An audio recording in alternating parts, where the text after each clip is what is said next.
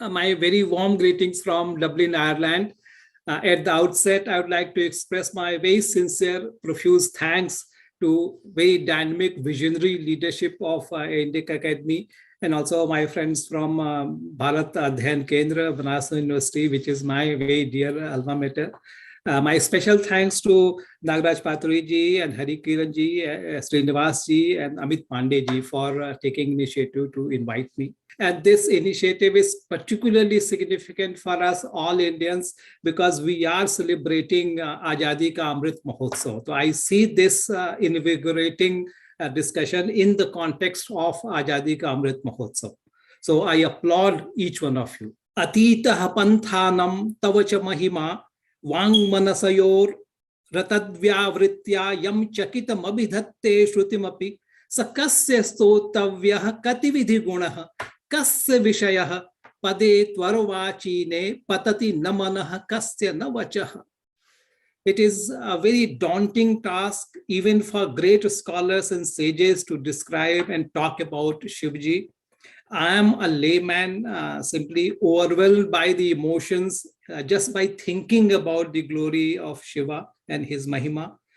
So at the outset, I must underline that as a novice, as a just very initial student of Shiva Mata, what I'm going to say is no authority. I'm expressing my very personal, private thoughts, initial thoughts.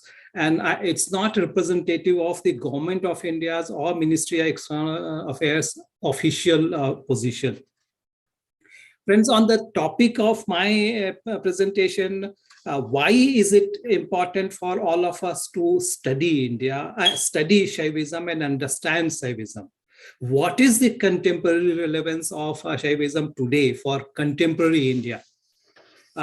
Normally, people mention about two things about the contemporary relevance of Shaivism. First is that it is very ancient, one of the oldest thought processes and philosophies in the whole world.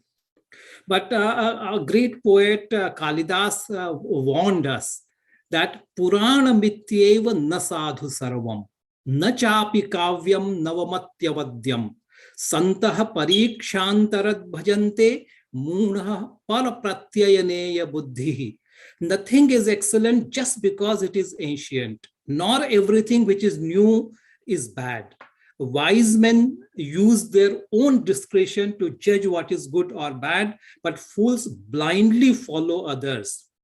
Nothing is valuable or worthless in isolation, in itself. It is important to judge the significance of anything in a specific context, in the specific timeline and in the perspective. For antiquity to have the contemporary relevance and value, it must contain the positivity, something to inspire, something to motivate and nurture and guide us today, give us a strength and hope today. It must possess the nature of timelessness and universality. And it is in this context that I feel that Shaivism is extremely important, indeed central to the India's incredible, unmatched record of continuity in change since prehistoric age to Vedic period, to Indus Valley period, to Upanishads, the Puranic, epic, classical period till today. The Shaivism represents the continuity in the change of Indian philosophical thought, Indian civilization, Indian culture. So that makes Shaivism so critically valuable and important for India. Second aspect is that people say Shaivism is important because there are so many followers of Shaivism, starting from Kashmir to Kanyakumari, from the east to west, that because the number of followers are so many, therefore Shaivism is so important. Again, friends, I believe that importance and value and validity of an idea or a thought is not determined just by the number of followers or number of adherents, but by the thought leader who shows the way by his own example.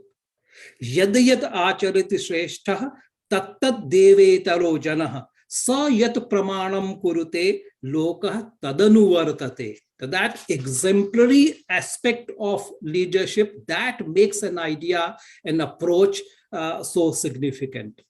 Even Nazi Germany has a lot of followers of Hitler, and also there is a rapidly growing number of followers of the ideology of Islamic State or Al-Qaeda or Taliban. But it does not make them exalted or praiseworthy or noble.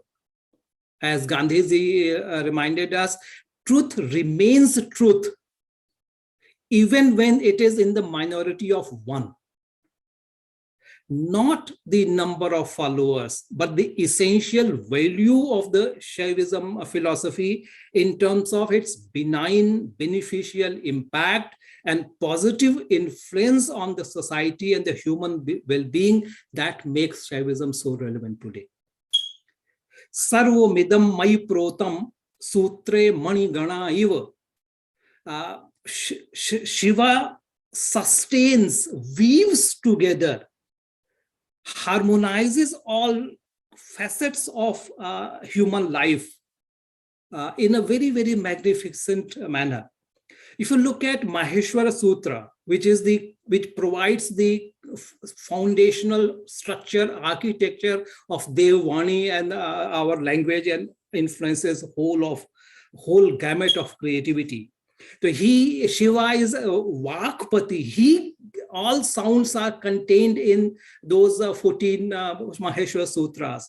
So he is the giver of sound, the secret of sound, the science of sound. He is Vakpati. He is also Nataraja. If you look at Natya Shastra, then he plays a very, very central role in the conception and creation of the glorious treatise of Natya Shastra. Nandi, his Gana, plays a very important role in creation of Kama Sutra. And all forms of creativity, whether it's a poetry, whether it's a drama, whether it's any kind of literature from Valmiki till Amish Tripathi, everyone who has spoken about Indian mythology, all forms of philosophical thoughts in India, including all religions which were established, which grew from India, from Jainism and Buddhism to Sikhism, all of them have been woven together by the Shaivism thought. Also, it's very fascinating that under one benign umbrella protective gauge of Shiva lies both Ramchandra and Ravan. To him go both Devas and Daityas. So that is also very significant in terms of its very categorical rejection of the externally imposed notion of black and white contrasting divide between the Dravidians and Aryans. He is the ultimate harmonizer and unifier of India. That is why, friends, I feel Shaivism is so vital, fundamental, foundational in significance for us, for India, and for the entire humanity. If we conceive India, Indian culture, Indian civilization as a very large, huge tree with countless branches, leaves, and flowers and fruits, then Shaivism in its pre-Samism to me represents the primordial seed of this glorious tree. And it's invisible root which is hidden from the sight. And over time, so many insects, so many creatures, birds, animals, human beings have found shelter under this great tree. They have sought a refuge in it. And also many of them, successive waves of people and creatures who have come under this tree, they have made their homes in its bosom and embellished the tree and the branches and the nests in their own way. There are different kinds of nests and homes built on this tree, enriching and creating beauty, different kinds of diversity in the beauty of that great tree. While We rejoice and enjoy the beauty of the lush green leaves and fragrance of the flowers of that great tree and sweetness of its countless fruits. We must never forget the root which is hidden from the sight. Because chinne mule naiva vriksho nashakha. If we lose sight of that glorious, that divine seed, that root, which we don't see in our normal life with our ordinary vision, that is the point of worship, point of reverence for all of us. Fortunately, friends, for India and for the human society, the root of this divine tree is not below, hidden under the earth, the soil. But it is, the root is above. Urdhmulam adha shakham ashwatham prahuravyayam chandans yasya paranani yastam veda sa vedavit. It is this urdhmulam that has continued to nurture and sustain and hold together India's culture, India's civilization ethos, while the tangible, material, and visible constructs, visible structures of India, as you know, have faced constant, repeated attacks, onslaughts, depredations, and destructions by successive waves of invaders who came to India.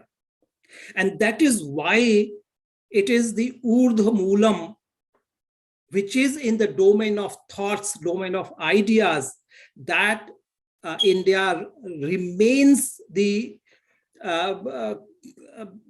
ethos of like continuity in change, while यूनान, मिस्र, रोमा सब मिट गए, जहां से हमारी जो खास बात है वो वही है. And that is what has given Indian civilization the resilience to cope with constant, most pernicious, assiduous, sustained attacks by hostile elements to the ethos of that intangible spirit of eternal India, Sanatan Dharma. The most serious, vicious attack on India and our Sanatan Dharma has been to undermine and destroy the foundation of that essential unity, which is epitomized by that single root, Urdhva Moolam. What they do is they sow the misperception and confusion about the plurality of the origin. It kind of confusing a child by mentioning that you have multiple parents, multiple parenthood. And therefore, if the seed gets broken into many, the root gets broken into many, then we get divided, and that creates fear, that creates hostility, that creates animosity, that creates tension and conflict. And foreign invaders, particularly the European colonial powers, they worked extremely maliciously, viciously to destroy the self-confidence, the self-pride of Indians in order to subjugate and rule. They had to create inferiority complex in the native population and sense of racial superiority about these Christian whites. So if the Indians rooted in Indian tradition had to be condemned as worthless and primitive, and everything valuable had to be traced back to the Greece, to Italy, to European civilizations. Similarly, if the Abrahamic single book based religions had to be given the credit for creating the notion of one single God of the entire universe, then all prior conceptions of God or the Almighty must be necessarily projected and portrayed as polytheistic. And to do this, the Europeans indulged in every possible tactic of Sam, Dam, Dand, Bhed, Upeksha, deception, propaganda, and also blatant falsehood, cover up of very evident, glaring truths. It is very clear to us who have seriously even looked at the Vedic texts that Vedas predate Bible, there is no question. Also that Vedas preach monoistic message. And this is unambiguous if you read the most famous mantra, Indram Mitram Varuna Magni Mahuratho Divyah Sa Suparno Garutman Ekam Sad Vipra Bahudha Vadanti Yamam Ma Agnim Yamam Matarishwana Mahuhu. Again, the Devvani Sanskrit has such a fascinating quality that the words in Sanskrit are not arbitrarily picked up because of usage, because of tradition. Like cow, there is no reason why cow, C-O-W, represents that animal. But in Sanskrit, every word has a reason. Every word is based on very sharp observation of the properties. And it's a guna-based shabd, rachana. So on this Ekam Sad Vipra Bahuda Vadanti, if you look at the mantra in its entirety, all lines, then Indram Idi Parameshwarye. Idi root months means have almighty power. Mitram Medyati Snehyati Snehyate Va Mitraha. The root is Mitra because he loves all and he desired by all, loved by all.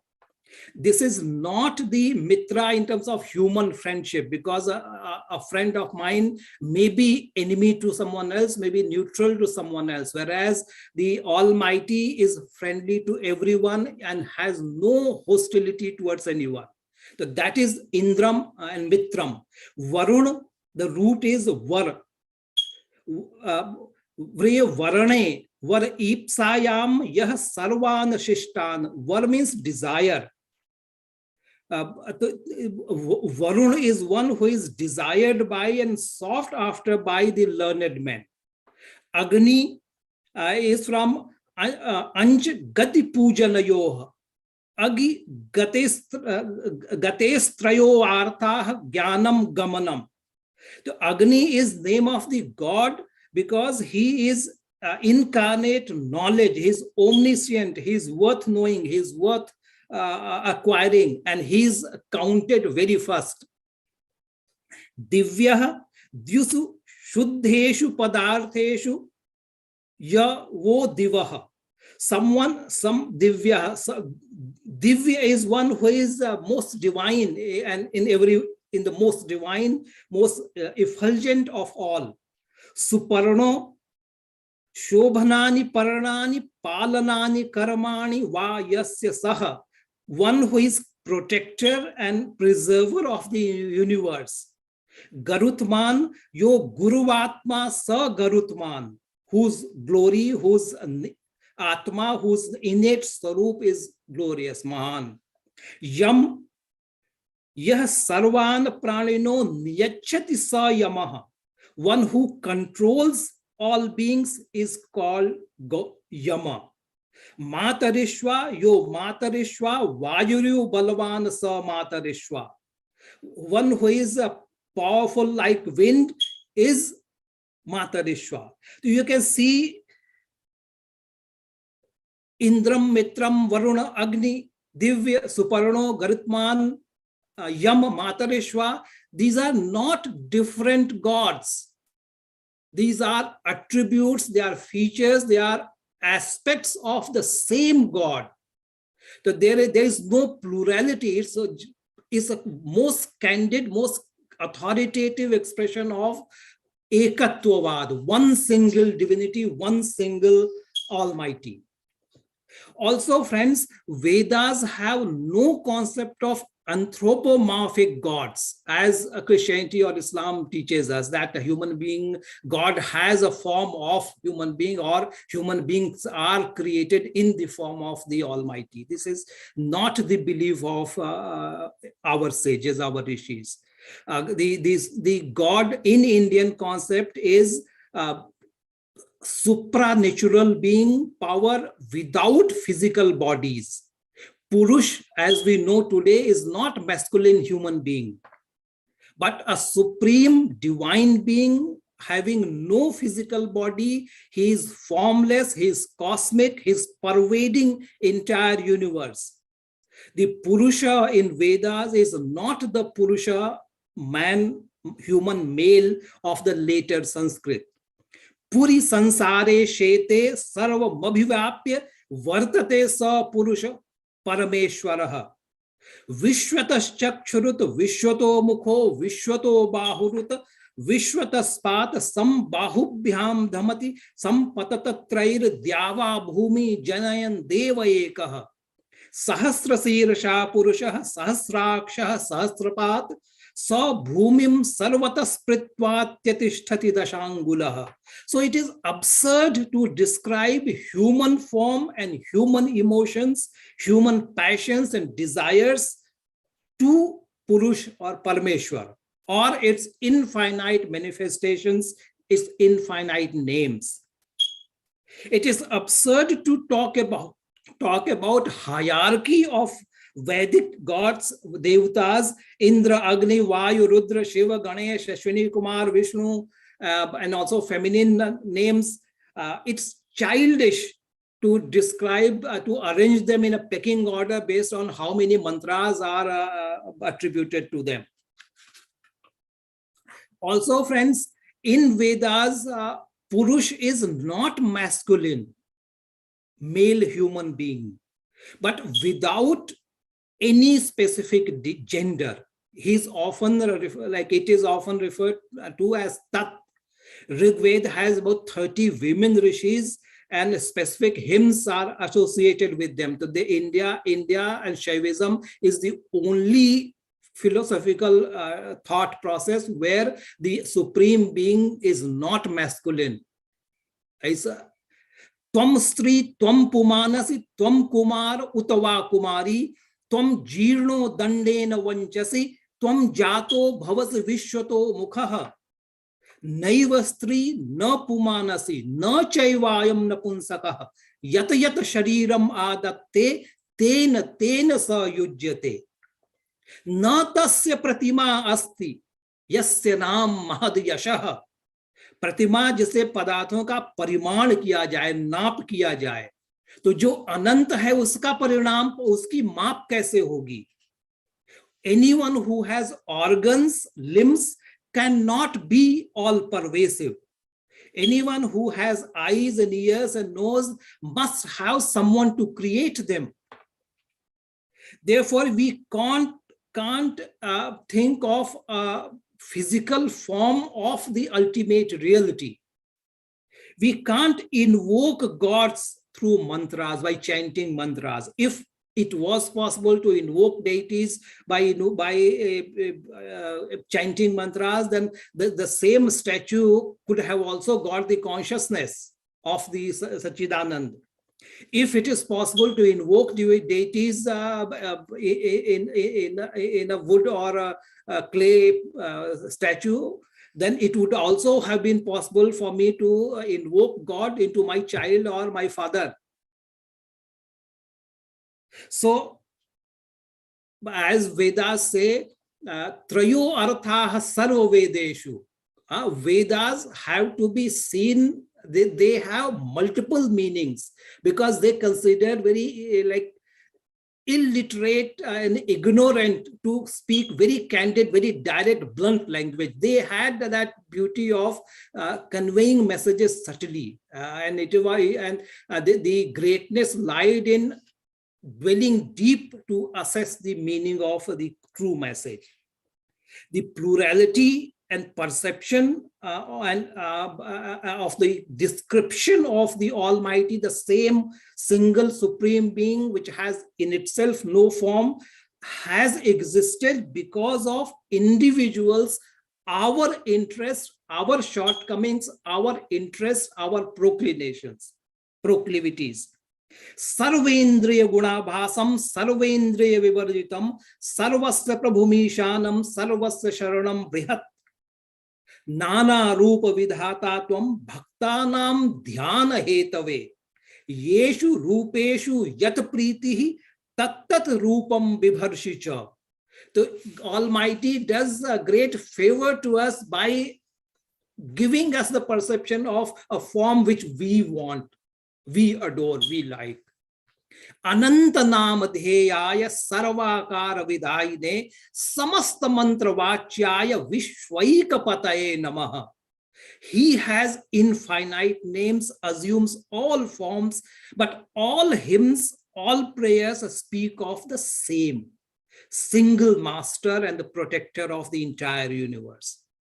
Sarvo vai rudrastasmai rudraya namostu.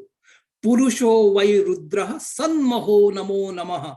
Vishwam bhutam bhuvanam chitram bahudha jatam jayamanam chayat. Sarvo hesha rudrastasmai rudraya namostu.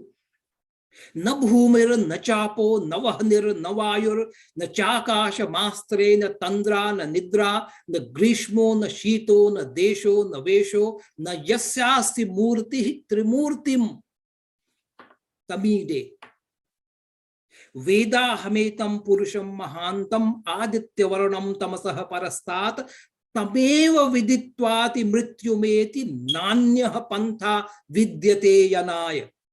Only by understanding the reality of the same single Brahma, Purush, the ultimate power, the Paramatma, that we can liberate ourselves from all suffering. Realization of the Rudra, Shiva, Ganesh, Vishnu, Uma, Shri, Lakshmi, Parvati, Agni, Indra, Varuna, Yama, Surya, whatever name you might call him or her, dissolves all contradictions and harmonizes all dualities.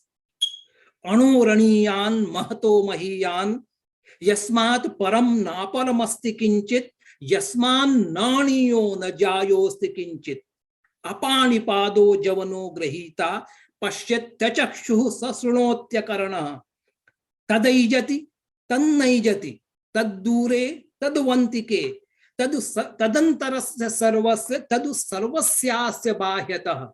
If we think about the root, urdhumulam, then we don't fall into this debate of who is greater, my God is greater and your God is inferior.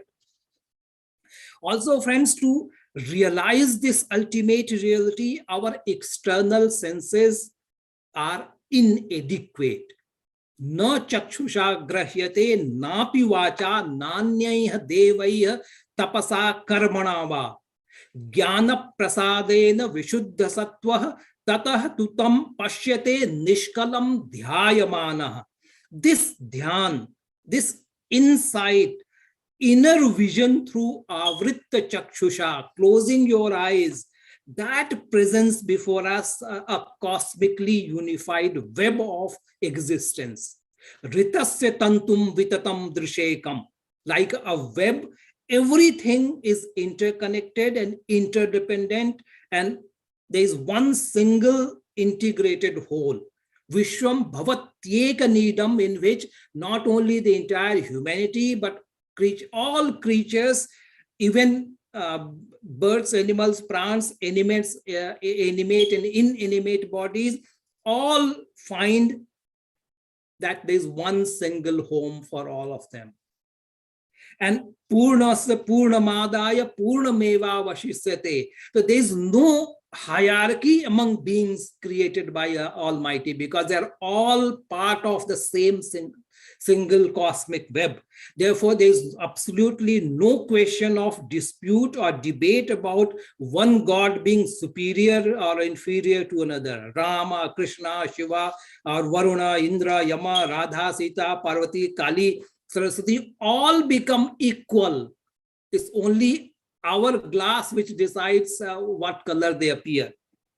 Also, friends, the rituals and external modes of worship are merely external visual or hearing aids, kind of. They are not the real upasana which has to happen in our mind through meditation, through contemplation. And again, I mentioned like trayo artha sarva vedeshu. It depends how deep, like a diver, how deep you plunge into the ocean. That decides what you see. If you are only at the surface, then you see one view of the reality. If you go deeper, then you see a different view of reality. If you still go deeper, then you see a different world. Friends, let me end with my message to the charismatic leadership of Indica and the young scholars who are connected with this program. Friends, today, as we know that India and the whole world is so deeply polarized, there is so much of toxicity, and therefore it is so important for us to focus on the essence of Shaivism, because that is about harmonizing. Asannaya suduraya guptaya prakatatmane sulabhayate durgaya namaschitraya shambhave. If you think of him, then everyone comes under that one umbrella. Second point is, please don't copy others. Even the name of Shaivism, if you think of it, ism itself is hardly 3 centuries old, with Greek and Latin origin. And also ism is a pejorative, depreciative word. You will never hear any devout Christian talking about Christianism or talking about Christism. Muslims will not talk about Islamism or Mohammedism. But they will only talk about Marxism and Maoism and terrorism. So we have to find an Indian proper description of Shaivism. Ism is not good for us. Also, I can mention that there is an ongoing controversy about Hindutva and Hinduism. I'm not referring to the political dimension of Hindutva, but I feel very upset that there is a systematic propaganda campaign against Hindutva, which means the essence of being Hindu. And they say that Hindutva is bad, but Hinduism is good, because Hinduism is a very narrow description. And if Hindutva, which means the core issues, core values, core belief of the Sanatan Dharma, if they are taken out of our existence, then Hinduism will automatically burst and collapse. That is the conspiracy, and we have to guard against it. Third, friends, the expansion of our knowledge, our sight is not looking outside, but looking inwards. So we have to meditate more, think more, and we have to discard all external distractions so that we can contemplate better.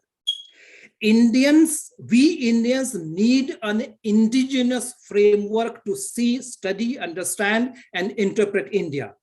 Not constantly try to squeeze ourselves or wriggle ourselves to fit into some externally imposed framework of Indology that has been created, imposed on us with regard to Indian studies. We should be the masters, and others, external scholars, should come to us to seek validation of their knowledge, not the other way around. Why should we rush to Western scholars and Western newspapers to get our research validated? Lastly, friends, Prime Minister Modi has given us the call of Atmanirbhar Bharat. And I believe that Atmanirbhar Bharat will be incomplete without developing that self-dependence in knowledge domains. We must not prematurely rush to outside to seek their validation, or immediately showcase whatever little we do, we run to showcase to external audience. Let us imbibe those lessons of fruits of our research within India. If India succeeds, then others will follow. The positive state of mind, purity of thought, and determined purposeful action will certainly lead us to glory, make our country Vishwaguru again. Yat pragyanamut cheto dhritischa yat jyotirantaram mritam prajasu yasman narite kinchana karma kriyate tanme manah shiva sankalpamastu. Let our thoughts be noble, and that will pave our way to glory. Thank you so much. And once again, I'm really grateful to INDIC Academy friends who have been visionary in initiating this nationwide campaign to relook our glorious heritage. Thank you so much.